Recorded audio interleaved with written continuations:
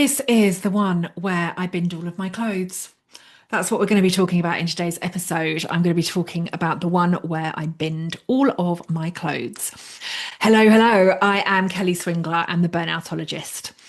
Over the last decade, I have coached almost 700 leaders through burnout. And over the last 12 months in the Burnout Academy, I have trained over 100 coaches from 14 different countries in burnout awareness. My first burnout made me really seriously ill. My second nearly killed me. And I am on a mission to end burnout through burnout awareness. And one of the ways that I do this is through my podcasting. So this is Burnoutology, the podcast. Thank you very, very much for joining me.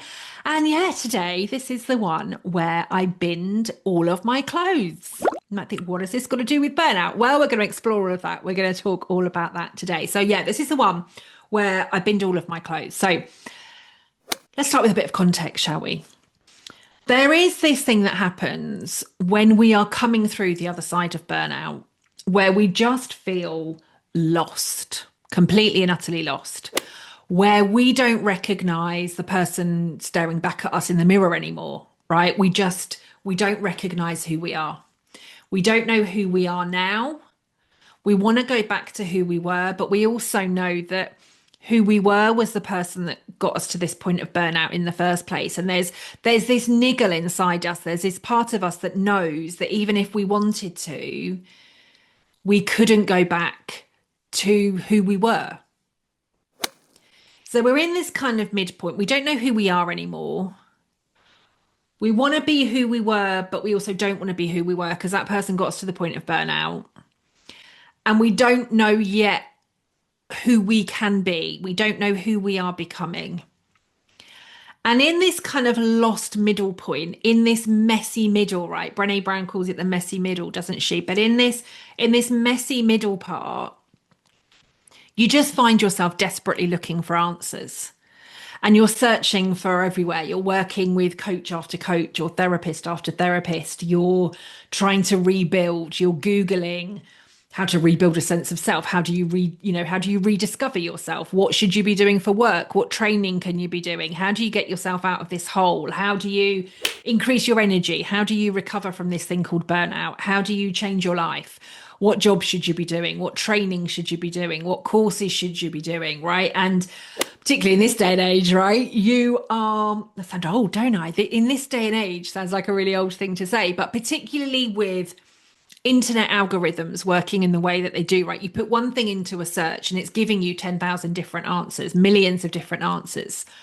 You're then being prompted by different ads. So the thing that you thought you were looking for isn't the thing that's then coming up in your feed, right? You're being sold a completely different solution. And you start to think, oh, yeah, that's the thing that I need. Right, and we'll maybe cover more of this in a later topic. But for me, one of these things was outfits. I had, for years, I suppose I'd always been quite a bold dresser, either in terms of colour or style. I always liked something that had a bit of an edge, something that looked a bit different.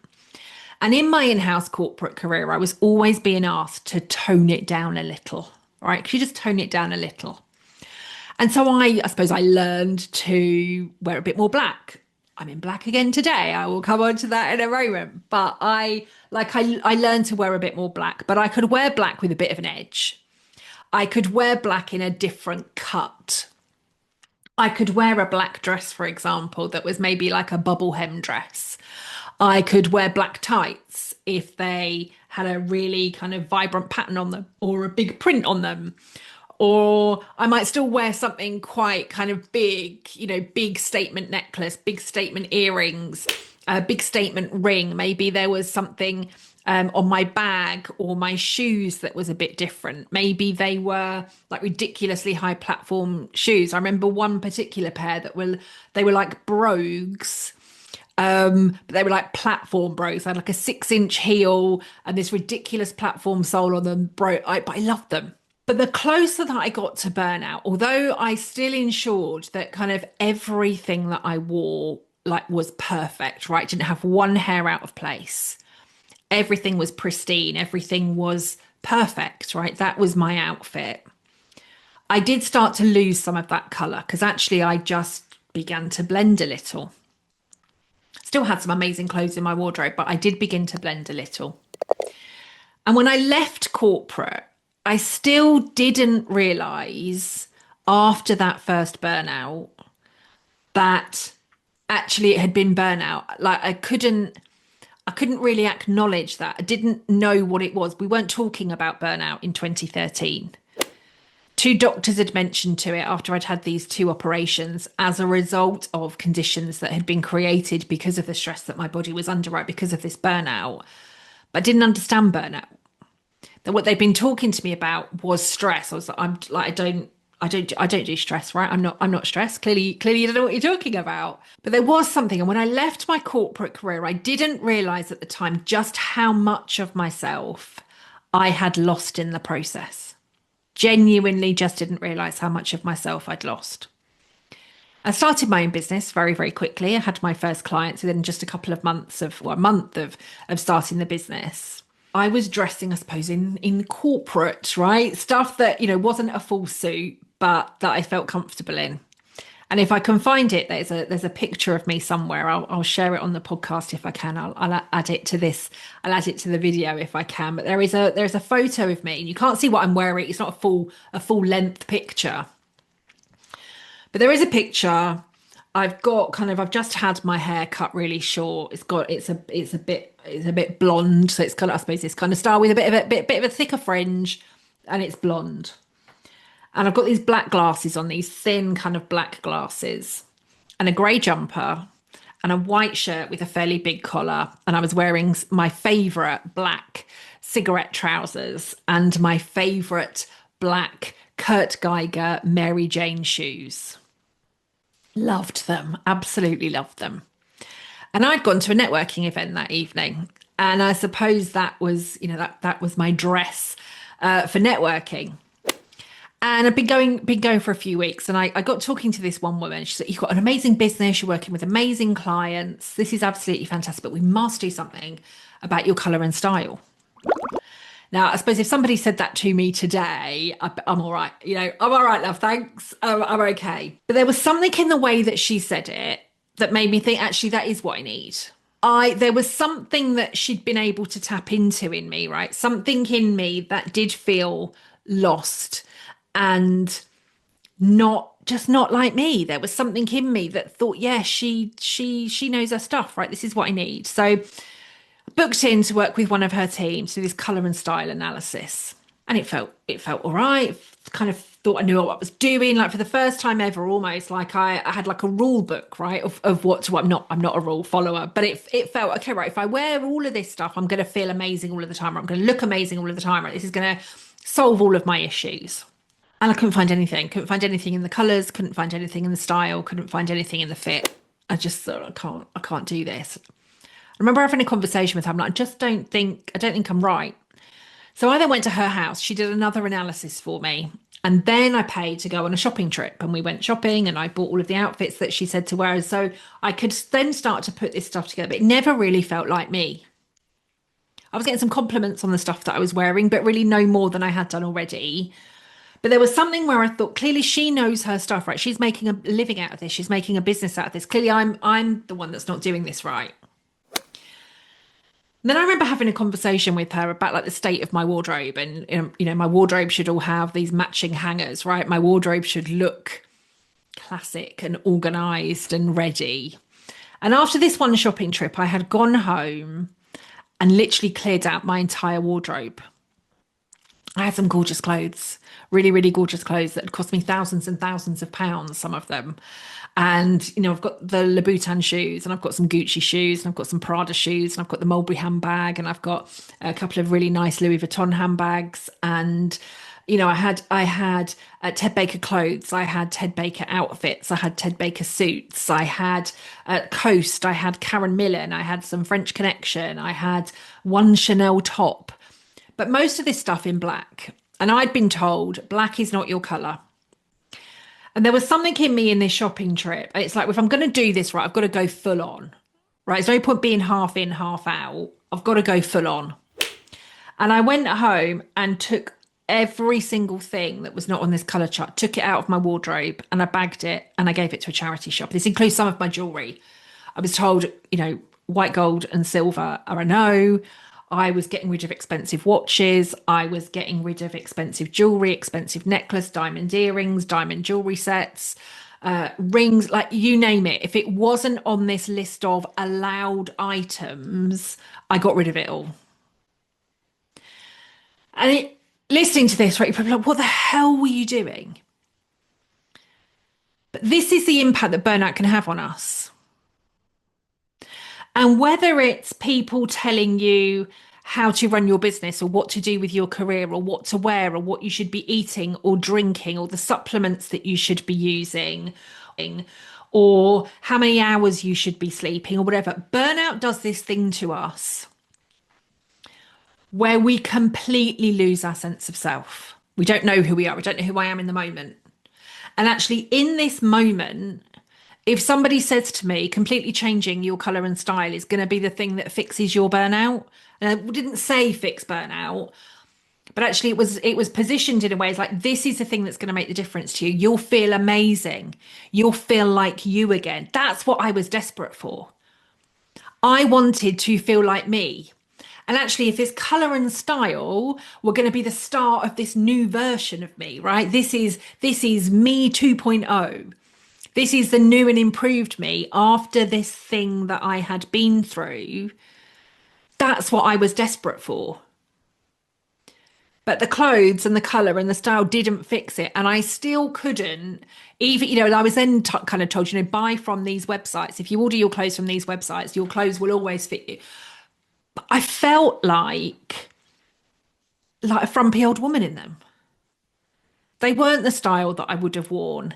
I didn't feel like a 30-year-old, a kind of quite edgy, funky 30-year-old that I had been. I felt like a kind of uniformed, almost kind of 50, like this isn't the stuff that I was wearing. And I'd go out with some of my friends and they'd all look really funky still, and I'd be there in these kind of what felt like kind of older woman clothes, not really feeling like me. And then I thought, well, maybe I don't belong in this circle anymore. Maybe I don't fit in this circle anymore. Maybe I'm the problem. Now, I'm not passing blame here. I'm not saying this is the person's fault, but what I do want to kind of talk about is this is what burnout does to us, this loss of self. And in that moment, actually, I didn't need somebody saying, let's bin all of your clothes, let's get rid of anything that doesn't fit you. And that's what I'd been told at the kind of first session. I was like, I can't get rid of my clothes. Like, I love my clothes. But there was something after this shopping trip, and maybe it was comments that were made, if you're going to do this, you've got to go in, you've got to do it fully. And so I believed it. But I didn't need that in the moment. And this is what burnout can do to us, right? Burnout can cause us to follow all of the shiny objects and follow the trail. And when somebody gives us something that feels like or sounds like the fix that we need, we go for it. Somebody offers us a 15-minute solution to fix burnout, 15 days, 15 minutes. They think, oh, yeah, I want that. And we'll pay whatever it is that they're asking for, right? Because we want that 15-minute a day, 15-day fix. Somebody will offer us a qualification and we think, yeah, I need that. Somebody will offer us business advice, coaching advice, career advice. Somebody will offer us a qualification. Somebody will offer us a program. Somebody will offer us a wardrobe makeover. Somebody will offer us a weight loss program or a detox program or a fitness program or supplements or vitamins or something. Somebody will offer us a brand new look. Somebody will tell us we need a new website. Now, all of these things, and again, it's not necessarily to tear down any of the individuals that are doing this, right? We're all marketers, right? Even for me, right? I'm here saying we need to be more burnout aware. I am building a business. I'm saying I want to develop burnout awareness. I want to develop burnout awareness because I believe that when we do better, when we know better, we do better, right? For me, burnout ends with awareness. There are so many coaches out there classing themselves as burnout coaches that do not understand burnout. There are so many people out there launching podcasts to tell us the quick fixes to burnout, and they don't understand burnout. There are so many people offering us 15-day, 15-minute burnout fixes, and they don't understand burnout. There are people out there using burnout in marketing. And if you know that you're at burnout, the more people that you see using burnout in marketing, the more you think, yeah, I need that. But some of these people aren't explicitly talking about burnout. What they're saying is, we can get you back to being you. This is how you can be more you. This is how you can look more you. This is how you can sound more you. And in that moment, when you're lost, when you're in that messy middle, when you're coming through the other side of burnout, you will turn your entire life upside down if it's giving you the answer to the thing that you're missing. And in that moment, what you're missing is you. Now, if you said to me now, you can't wear black, and I didn't for many, many, many, many years, right? Because I was like, oh, I'll get told off if that woman sees me. But like, sod off. At the moment, I'm feeling quite comfortable in it. I look all right in it. I look good. Again, lighting's not particularly great on this video. I was recording on my phone. My phone keeps disconnecting. I'm back on my laptop, right? We don't need to be in this kind of perfect space. But actually, if you said to me now, Kelly, you can't wear a black top, I'm going to tell you to shove it up your ass. If you want me to get rid of my entire wardrobe now that I have spent more thousands on getting it just right with the colours and styles and cuts that I absolutely love and that I feel amazing in, I'm going to tell you no. If you try to sell me a fix now that doesn't feel like the thing that I need, I'm going to say no. But actually, I had this 2-year period where I would have done anything to feel better, and I did do anything to feel better. And I spent not just hundreds, but thousands and thousands of pounds on the fixes, the things that were going to help me come through burnout.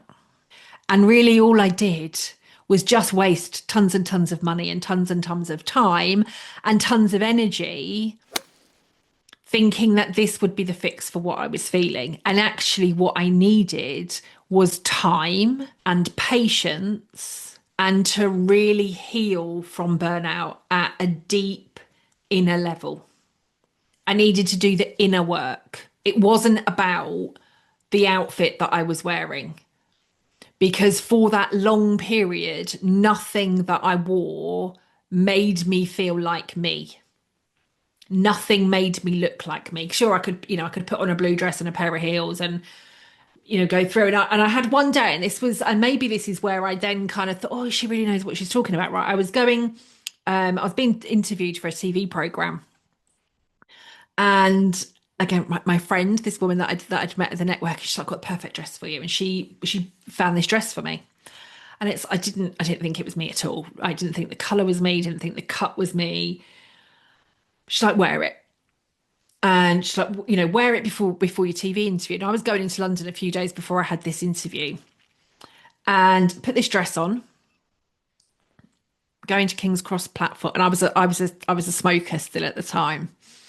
I get off the train at King's Cross, and like people are commenting me on the platform, right? You look amazing. I stood outside King's Cross station having a cigarette before I'd gone to my meetings, and people are walking past. Oh my God, you look so amazing. One of my old team members was there. Oh my God, Kelly, you look amazing. Right? I genuinely had random strangers.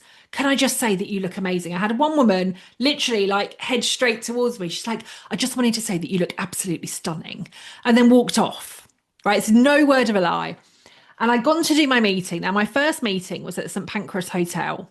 And I've been in there for meetings lots and lots of times before. The service that I had in there that day was 10 times any service that I'd had in there before. And I thought, well, maybe the dress is working, right? I then had a meeting at a different venue and I received completely different service. I was treated differently by the taxi driver.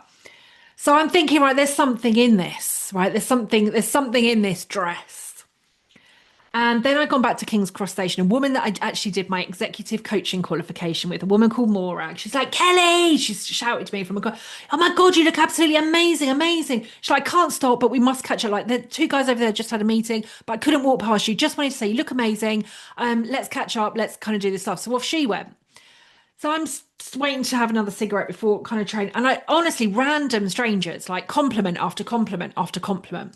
I get on the train to come home that day, And we stop. We're probably about 10 minutes out of London, and the train stops, and we're stuck on the train for 2 hours, not moving.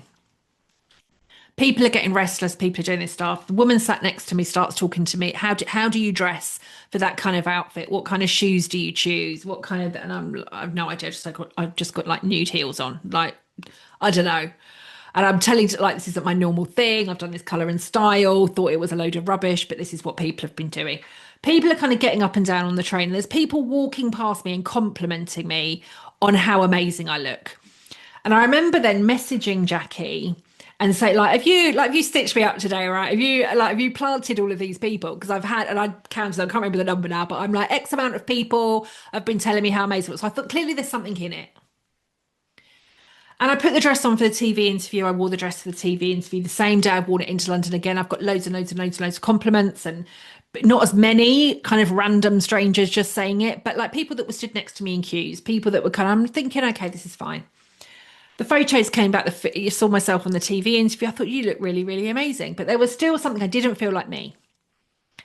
But because of all of these compliments, right, it was validating everything that Jackie had been saying. People will treat you differently when you dress differently. This is how people will react. This is what people will look like. This is the impact that it's going to have on your business. This is all. I think she knows what she's talking about. But internally, I still felt lost. I still didn't have this sense of identity. I still didn't know who I was. And I'm looking, thinking, I need a top to wear for an event, or I need a new pair of trousers. I'm like, I have no idea where to start. Don't know what to wear. I can't think what goes with what. I can't even think about what shoes go with this dress. Can't think about what top goes with these trousers. And now I understand that that lack of decision was because of the impact that burnout had had on my brain, the impact that burnout had had on my nervous system, on my confidence, on my decision making, my cognitive functioning, my executive functioning. I understand all of that stuff now. But at the time, I just thought, I'm useless. Can't even dress myself. Clearly, this stuff works because I've had all these compliments from this one blue dress. And let me say, there were other outfits that had been chosen for me as a result of this shopping. Nobody else had ever complimented anything that I was wearing. So I don't know if I carried myself differently in this blue dress. I don't know if it was just this one blue dress, but I never, ever, ever, ever got the same amount of compliments until I then started to feel different in the outfits that I was wearing. So today has been about clothes. And it's been about so much more than that. It's about the impact that burnout has on our decision making. And the fact that we can follow all of these shiny objects, and that at the right time, right? This is the thing with marketing. It's the thing when we get sold stuff, right? If we're sold the right thing, if the right thing is positioned to us at exactly the right time, we're more likely to buy. And there is this thing that happens, again, particularly with burnout, when our decision making is gone, if everybody's telling us that they've got the solution, if everybody is telling us that they've got the answer, we're moths to a flame, right? Oh, I need that, I need that, I need that. Yeah, I need that as well. I know some women, and I haven't known at the time that they've been doing it, but some women that have come to join me to train in the Burnout Academy, and they're like, this was amazing. And then it's like, and by the way, I'm doing 10 other coaching qualifications at exactly the same time. I'm doing 10 different coaching certificates. Now, if I'd have known that at the time, I said, don't do this one yet, or stop doing the others and just come and do this one. But I see it happen all of the time, right? We become like magpies. We're just drawn to the next kind of shiny object that is going to be the thing that fixes this thing for us. And we think if we know, and again, I didn't do it just with colour and style. I did it with courses. I did it with qualifications.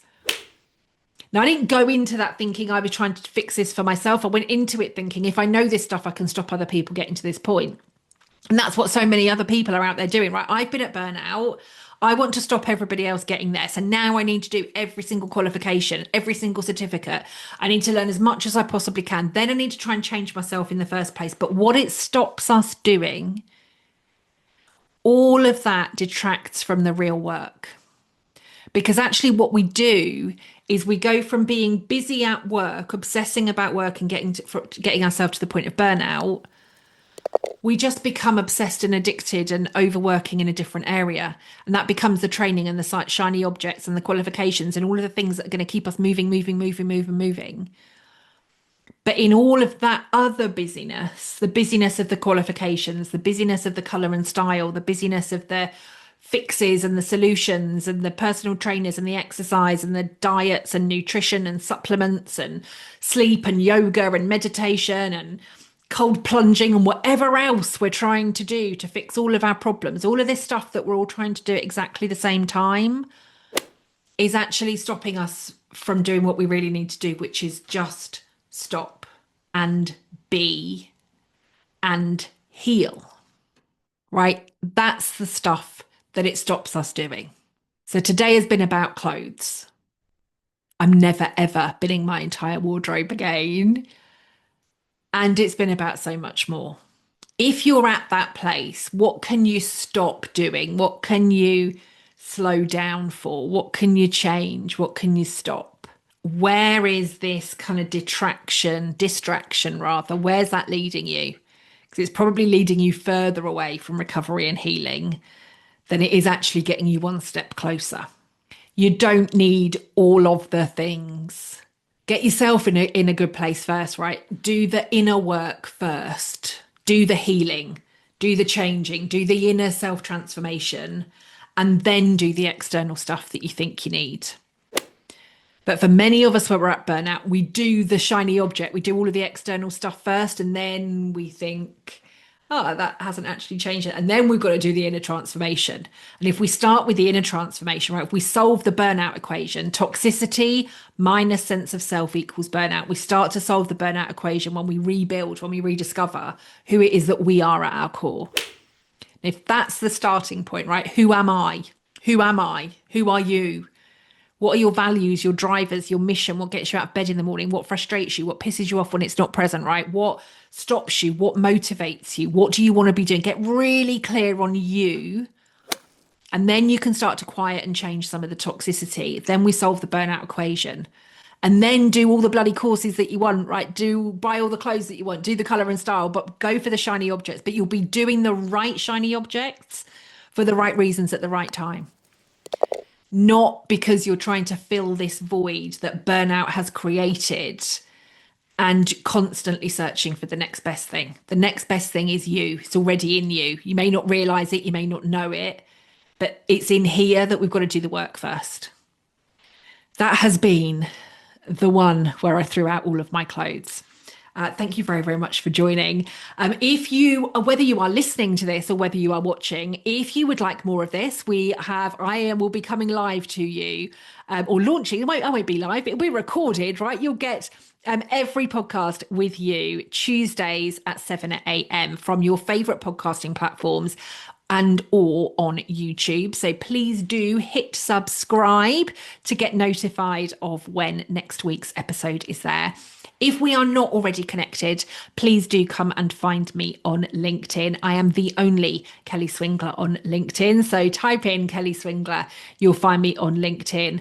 The algorithm and everything on there is still very much trying to keep me hidden, but that's where I am still for now most active.